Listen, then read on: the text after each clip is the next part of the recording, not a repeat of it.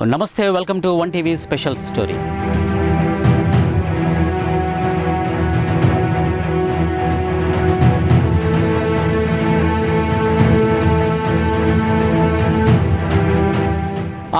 ఏంటి సార్ విశేషాలు? అంతా మంచిగా ఉన్నారా? అరే గదేంది సారు, మనం పక్క వాళ్ళం, పైగా తెలుగు వాళ్ళమాయే. గెంతగా విడిపోయినా గంతగా మొగం చూడకుండా పోవాలనా? లేలే, గీదంతా మంచిగాలే. ఈ కుశల ప్రశ్నలు మిమ్మల్ని అడగడం లేదండి. ఇవే కుశల ప్రశ్నలు 2019లో కేసీఆర్ సార్, జగన్ సార్ సీఎంలు అయిన తర్వాత ఆయన నివాసానికి వచ్చిన జగన్ సార్తో షేక్ హ్యాండ్ ఇచ్చి ఆయనకు శాల్వా కప్పి ఘనంగా సత్కరించిన తర్వాత అడిగిన కుశల ప్రశ్నలు ఇవే. అంటే ఇలాగ అడుగుండకపోవచ్చు, కానీ ఇక ఆ మాటలకు అర్థం మాత్రం ఇదే. అయితే అన్నదమ్ముల్లా విడిపోయి పక్కనే కలుసుందాం రా అంటే మా వాటాలు మాకు ఇవ్వాలి కదా అనే ప్రశ్న అప్పట్లో జగన్ సార్ అడగలేదనే రూమర్లు కూడా అప్పట్లో ఆ నోట ఈ నోట వినిపించాయి. ఈ సీఎంల సమావేశంలో జరిగింది నిజమెంతో కానీ 2014 తర్వాత అప్పటి సీఎం చంద్రబాబు మాత్రం విడిపోయిన తెలుగు రాష్ట్రాల హక్కులు, ఆస్తులు, అప్పులు తదితర అంశాలపై క్లారిటీ ఇవ్వాలని అప్పటి కేంద్ర ప్రభుత్వాన్ని గట్టిగానే పట్టుపట్టి అప్పటి రికార్డులు చెబుతున్నాయి. ఇక ముఖ్యంగా విడిపోయిన రాష్ట్రాల ప్రధానాంశంగా మారిన కృష్ణా జలాల నీటి వివాదం దశాబ్ద కాలం గడుస్తున్నా ఇంకా ఏదరికి చేరకపోవడంతో ముఖ్యంగా ఏపీ వాసుల్లో అసహనం రోజు రోజుకు పెరిగిపోతుంది. మరోవైపు కేసీఆర్తో జగన్కు ఉన్న సాన్నిహిత్యం దెబ్బతినకుండా ఏదో ఒకటి చేయాలనే వ్యూహం మొహమాటం కొద్దీ పనిచేయకపోవడంతో ఏపీ అధికారులే ఏదో ఒకటి చేసి తమ నీటిని దక్కించుకోవాలని డిసైడ్ అయిపోయారు. అయితే ఇదంతా అయ్యవారు చెప్పిందే, ఏ అధికారి స్వయంగా ఏ విషయంలోనూ కలగజేసుకోరనే విషయాన్ని గమనించిన తెలంగాణ అధికారులు చాలా షార్ప్గానే రియాక్ట్ అవుతున్నారు.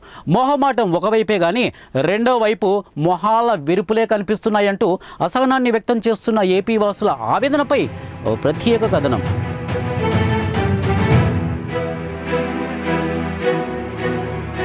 అత్యవసరంగా అనవసరంగా విడిపోయిన ఉమ్మడి ఏపీ రెండుగా చీలిపోయిందే గాని వాటికి సంబంధించిన ఆస్తులు, అప్పులు, నిధులు, నజరానాలు వీటితో పాటు ఎక్కడెక్కడి నుంచో పారుతున్న కృష్ణా నది నీటి జలాల వివాదం ఇంకా అలానే రగులుకుంటూనే ఉంది.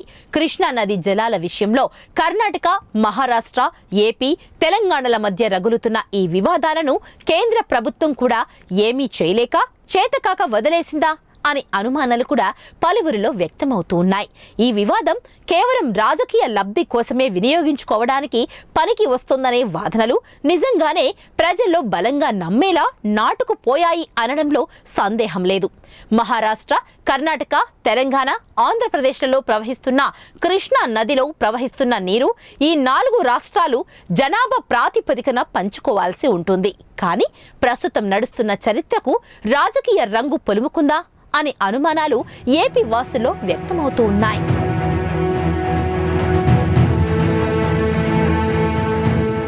ఈ నది నుంచి నీటి పంపకాల విషయంలో భారత ప్రభుత్వం 1969 ఏప్రిల్లో ఒక ట్రిబ్యునల్ ఏర్పాటు చేసింది.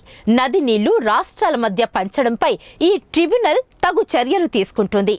దీనికి ఆర్ఎస్ బచావత్ అధ్యక్షులు కాగా డిఎం బండారి, డిఎం సేన్ సభ్యులుగా ఉన్నారు. సో ఈ ట్రిబ్యునల్నే బచావత్ ట్రిబ్యునల్ గా పిలుస్తారు.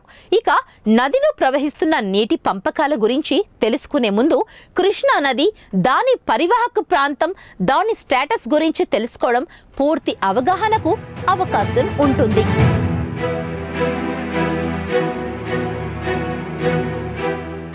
భారతదేశంలోని పెద్ద నదుల్లో కృష్ణా 4వది. మహారాష్ట్ర, కర్ణాటక, తెలంగాణ, ఆంధ్రప్రదేశ్లలో ప్రవహిస్తున్న ఈ నది పొడవులో గంగా, బ్రహ్మపుత్ర, గోదావరిల తర్వాత స్థానంలో ఉంటుంది. దాదాపు 1300 కిలోమీటర్లు ప్రవహించే ఈ నది మహారాష్ట్ర నుంచి కర్ణాటక మీదుగా, అక్కడి నుంచి తెలంగాణ, ఆ తరువాత ఆంధ్రలోకి ప్రవేశిస్తుంది. సుమారు 90 కిలోమీటర్ల దూరం తెలంగాణలో ప్రవహించి ఆ తరువాత తెలంగాణ, ఆంధ్రప్రదేశ్ 2 రాష్ట్రాల సరిహద్దుగా మారింది. అంటే నదికి ఒకవైపు తెలంగాణ, మరోవైపు ఆంధ్రప్రదేశ్ ఉంటాయి. అలంపురం నుంచి ముక్త్యాల వరకు ఈ నది 2 రాష్ట్రాలకు సరిహద్దు. ఆ తరువాత పూర్తిగా ఆంధ్రప్రదేశ్లో ప్రవహించి సముద్రంలో కలుస్తుంది.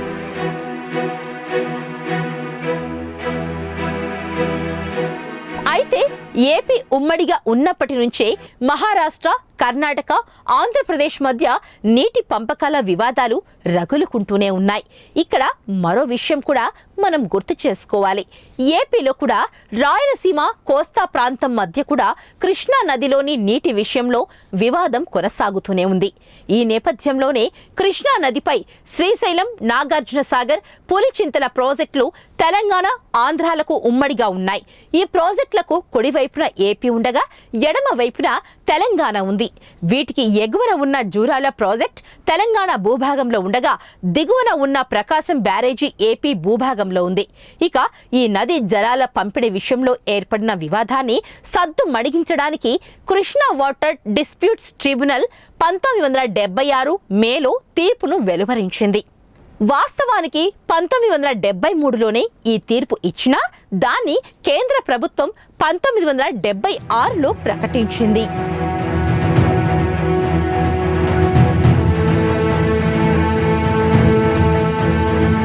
కృష్ణా వాటర్ డిస్ప్యూట్స్ ట్రిబ్యునల్ ఇచ్చిన తీర్పు ప్రకారం అప్పటికి నది నీటిలో 75% నీటిని లెక్కేసి జనాభా ప్రాతిపదికన పంచారు. దీనినే మరో మాటగా చెప్పాలంటే కృష్ణా నదిలో మొత్తం 2060 టీఎంసీల నీరు నికరంగా ఉంటుందని లెక్కేసి అప్పటి 3 రాష్ట్రాలకు ఆ నీటిని పంచారు. అందులో 560 టీఎంసీలు మహారాష్ట్రకు, 700 టీఎంసీలు కర్ణాటకకు, 800 టీఎంసీలు ఉమ్మడి ఆంధ్రప్రదేశ్కు కేటాయించారు. ఈ నీళ్లను నదిలో ఎక్కడి నుంచైనా ఏ ప్రాజెక్టు ద్వారానైనా వాడుకోవచ్చని కృష్ణా వాటర్ ట్రిబ్యునల్ను సూచించింది. ఇక నదిలో మిగులు జలాలు 330 టీఎంసీలుగా అంచనా వేశారు. మిగులు జలాల్లో మహారాష్ట్రకు 25%, కర్ణాటకకు 50%, ఉమ్మడి ఆంధ్రప్రదేశ్కు 25%గా పంచాలని అంచనా వేశారు. అయితే మిగులు జలాల పంపిణీ విషయంలో రాష్ట్రాల మధ్య ఏకాభిప్రాయం కుదరకపోతే అలాంటి పరిస్థితుల్లో పార్లమెంటు సమక్షంలో పరిష్కరించుకోవచ్చని ట్రిబ్యునల్ పేర్కొంది.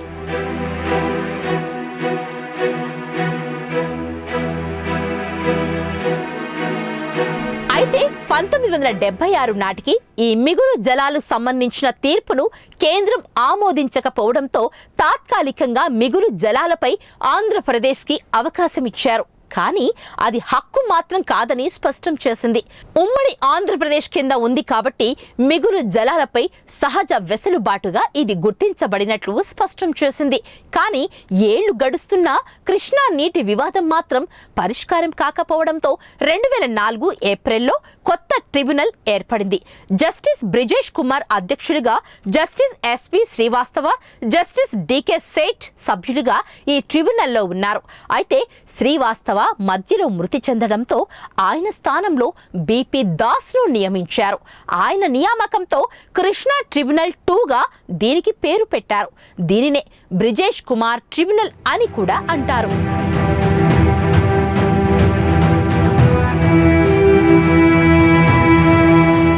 2007 నుంచి 2010 వరకు వివిధ కోణాల నుంచి అధ్యయనం చేసిన ఈ ట్రిబ్యునల్ ఓ ముసాయిదా తీర్పును కూడా వెలువరించింది. ఈ తాజా తీర్పు ప్రకారం ఉమ్మడి ఆంధ్రప్రదేశ్కి 1001 టీఎంసీలు, కర్ణాటకకు 911 టీఎంసీలు, మహారాష్ట్రకు 666 టీఎంసీల నీరు అందించారు. 2013 నవంబర్లో బ్రిజేష్ కుమార్ ట్రిబ్యునల్ తుది తీర్పునిచ్చింది. అందులో కర్ణాటకకు 4 టీఎంసీలు తగ్గించి ఆంధ్రాకు పెంచారు.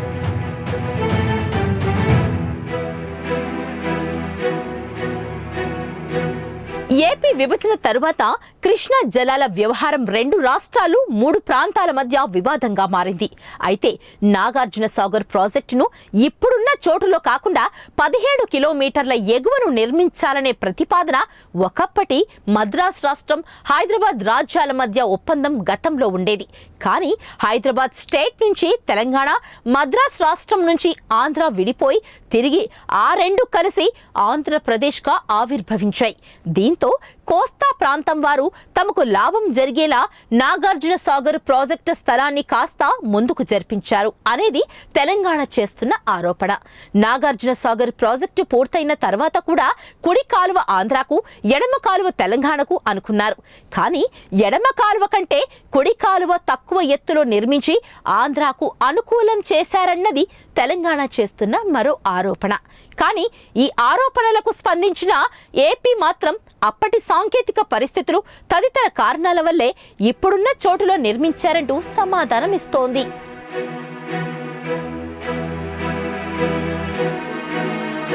ఇక సాగర్లో నీరు తక్కువ ఉన్నప్పుడు నల్గొండ ప్రాంతానికి నీరు ఆపుతూ కృష్ణా డెల్టాకు నీటి ఇబ్బంది రాకుండా వివక్ష చూపారనేది మరో ఆరోపణ. ఇక్కడ మరో సున్నితమైన విషయాన్ని కూడా మనం పరిశీలించాలి. ప్రకాశం జిల్లాలోని కొన్ని ప్రాంతాలకు సాగర్ కుడి కాలువ నీరు వెళ్ళాలి. నీటి ఎద్దడి ఉన్నప్పుడు వారికి సరిగా ఆ నీరు అందేది కాదు.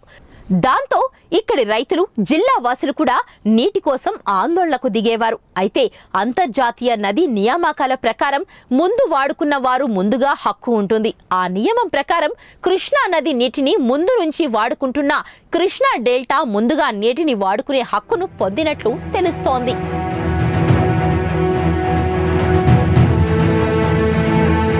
బ్రిటిష్ వారి కాలంలోనే ఇప్పుడున్న ప్రకాశం బ్యారేజీ కట్టడం కూడా అందుకు కారణంగా చెప్పొచ్చు. ఈ కారణంగానే తమకే మొదటి హక్కు ఉంటుందని ప్రస్తుత కృష్ణా, గుంటూరు జిల్లాలోని రైతులు వాదిస్తూ ఉన్నారు. సో బచావత్ ట్రిబ్యునల్ తీర్పు ప్రకారం కర్ణాటక కంటే ఉమ్మడి ఏపీకి ఎక్కువ నీరు లభించినట్లు రికార్డులు చెబుతూ ఉన్నాయి. కానీ కృష్ణా బేసిన్ ముఖద్వారం కర్ణాటకలోనే ఉంది.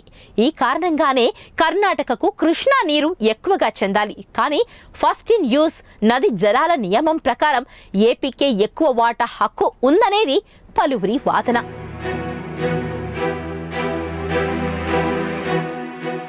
ఇక విద్యుత్ ఉత్పత్తి కోసం కట్టిన శ్రీశైలం ప్రాజెక్టును ముందుగా తాగునీటి కోసం ఉపయోగించుకున్న తర్వాత సాగునీటి కోసం వాడుకున్నట్లు తెలుస్తోంది.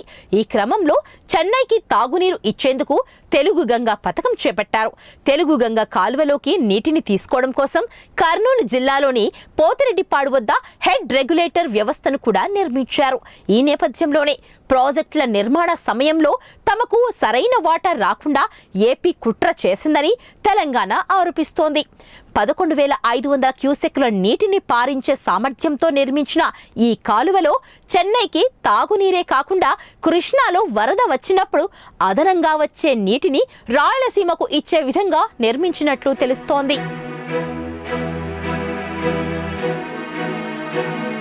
వాస్తవానికి రాయలసీమలో చాలా భాగం పెన్నా నది బేసిన్లో ఉన్నప్పటికీ కృష్ణా నది దగ్గరగా ఉంటుంది. అందుచేతనే కృష్ణా మిగులు వరద జలాలు సీమకు ఇవ్వాలనేది రాయలసీమ ప్రజల ఆకాంక్ష. కృష్ణా నది బేసిన్ పరిధిలో ఉన్న మహబూబ్ నగర్ వంటి ప్రాంతాలు తీవ్ర నీటి ఎద్దడిని ఎదుర్కొంటూ ఉన్నాయి. సో ఇలాంటి కరువు ప్రాంతాలకు నీరు ఇచ్చే విధంగా చర్య తీసుకోకుండా రాయలసీమకు నీరు ఇవ్వడాన్ని తెలంగాణ వ్యతిరేకిస్తోంది. ఈ నేపథ్యంలోనే పోతిరెడ్డిపాడు, రాయలసీమ మధ్య తరచూ వివాదాలు చెలరేగిపోతున్నాయి.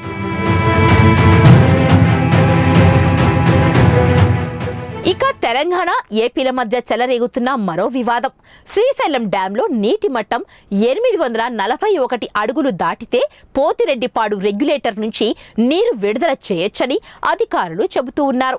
అయితే 854 దాటితే తప్ప నీరు రాదని ఆంధ్ర ప్రభుత్వం చెబుతోంది.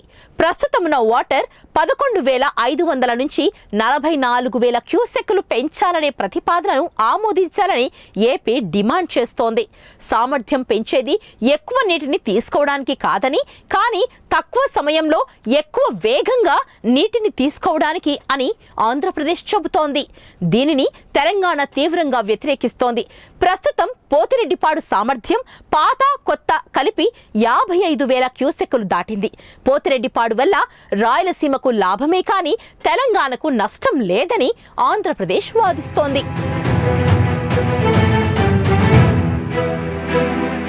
పోతిరెడ్డిపాడు వల్ల కృష్ణా డెల్టాకు నష్టం కలగకుండా పులిచింతల దగ్గర మరో ప్రాజెక్టు చేపట్టారు. ఇందులో కోస్తాకు నీటి వాటా, తెలంగాణకు కరెంటు వాటా దక్కింది. దీనివల్ల పోతిరెడ్డిపాడు ఎత్తు పెరిగినా కృష్ణా డెల్టాకు నష్టం లేదని ప్రభుత్వం హామీ ఇచ్చింది. మరోవైపు తెలుగు గంగ చెన్నైకి నీరు సరఫరా కోసం నిర్మించినప్పటికీ వెలుగోడు, కండలేరు, సోమశీల వంటి రిజర్వాయర్లు నిర్మించి వాటిని అక్రమంగా నింపి రాయలసీమకు శ్రీశైలం నీటిని మళ్లిస్తున్నారని తెలంగాణ ఆరోపిస్తోంది.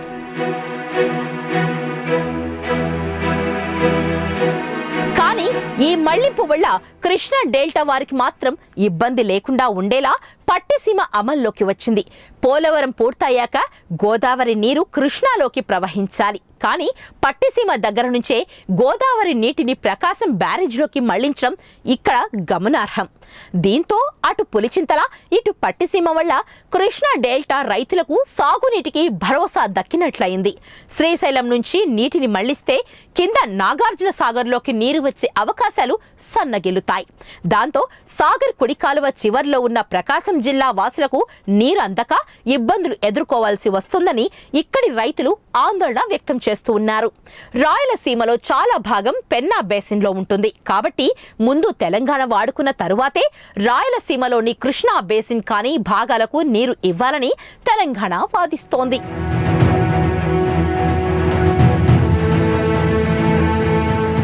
అయితే కేవలం మిగులు వరద జలాలు తప్ప నికర జలాల్లో నుంచి రాయలసీమలోని పెన్నా బేసిన్ కి నీరు ఇవ్వడం లేదని ఆంధ్రప్రదేశ్ వాదిస్తోంది. అయితే ఏపీ చెప్పేది నిజం కాదని, తెలంగాణకు నికరంగా రావాల్సిన నీటిని కూడా రాయలసీమకు తరలించుకుపోతోందని తెలంగాణ ఆరోపిస్తోంది.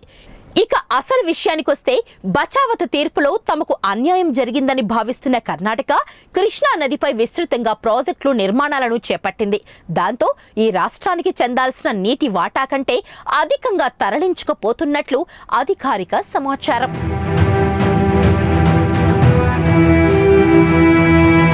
2014లో ఆంధ్రప్రదేశ్ తెలంగాణ విడిపోయిన తరువాత వేసుకున్న బేసిన్ల లెక్కల ప్రకారం చూస్తే తెలంగాణ రాష్ట్రంలో కృష్ణా బేసిన్ 68% ఉండగా నీటి వాటా 37% వచ్చింది.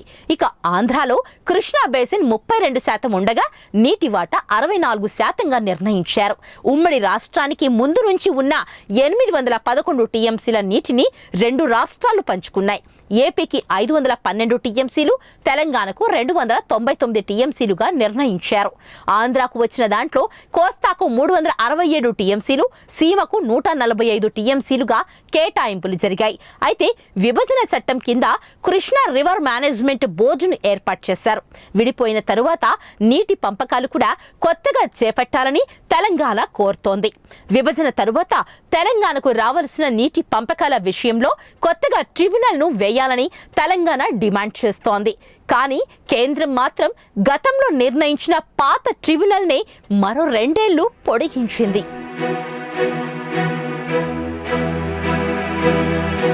మరోవైపు తెలంగాణ డిమాండ్ను కర్ణాటక, మహారాష్ట్ర తీవ్రంగా వ్యతిరేకిస్తూ ఉన్నాయి. విడిపోయిన రెండు రాష్ట్రాలు వాటి మధ్య పంపకాల సంగతి చూసుకోవాలే తప్ప మొత్తం నది నీళ్లు తిరిగి పంపకాలు చేయడానికి అంగీకరించబోమంటూ ఆ రెండు రాష్ట్రాలు తెగేసి చెప్పేశాయి. దాంతో ఇక తమ పంచాయతీ తీరేది కాదని నిర్ణయించుకున్న రెండు రాష్ట్రాలు కోర్టు తలుపులు తట్టాయి. రాష్ట్రం విడిపోయిన తరువాత కొత్త ప్రభుత్వాలు రెండు పోలవరం, కాళేశ్వరం సహా అనేక ప్రాజెక్టులపై శ్రద్ధ పెట్టాయి. ఆ క్రమంలోనే రాయలసీమకు నీరు అందించేందుకు గోదావరి, కృష్ణా నదులను అనుసంధానం చేసేలా రెండు రాష్ట్రాలు ప్రణాళికలు వేసుకున్నాయి. మరోవైపు శ్రీశైలం నీటిని తమ ప్రాంతాలకు తీసుకెళ్లాలని ప్రయత్నిస్తున్న రెండు రాష్ట్రాలు ఒకరిపై ఒకరికి పూర్తి అపనమ్మకంతోనే ఈ రాద్ధాంతం జరుగుతోందని పరిశీలకులు భావిస్తూ ఉన్నారు. దీంతో పాటు గోదావరిలో మిగులు నీటిని కృష్ణాకు తరలించాలని తెలంగాణ సీఎం కేసీఆర్ చేసిన ప్రతిపాదనకు ఏపీ కూడా అంగీకారం తెలిపింది. అయితే పోలవరం ద్వారా గోదావరి నీటిని కృష్ణా డెల్టాకు ఇవ్వాలని, అప్పుడు కృష్ణా నది నుంచి కృష్ణా డెల్టాకు ఇవ్వాల్సిన నీరు మిగులుతుందనేది తెలంగాణ అంచనా. దానికి ఏపీ సీఎం అందుకు అంగీకరించలేదు. భవిష్యత్తులో ముఖ్యమంత్రుల మధ్య గాని, రాష్ట్రాల మధ్య గాని సమస్యలు వస్తే అప్పుడు ఈ ఒప్పందం ప్రమాదంలో పడే అవకాశం ఉన్నట్లు విశ్లేషకులు భావిస్తూ ఉన్నారు. తాజా పరిణామాల ప్రకారం ఆంధ్రప్రదేశ్, తెలంగాణ, మహారాష్ట్ర, కర్ణాటక రాష్ట్రాల మధ్య కృష్ణా జలాల పంపిణీ వివాదం ఓ పరిష్కారానికి రాకముందే ఇద్దరు న్యాయమూర్తులు తప్పుకున్నారు. ఇక వివాదం తమ సొంత రాష్ట్రాలకు చెందింది కావడమే కారణమనేది ఆ న్యాయమూర్తుల వివరణ.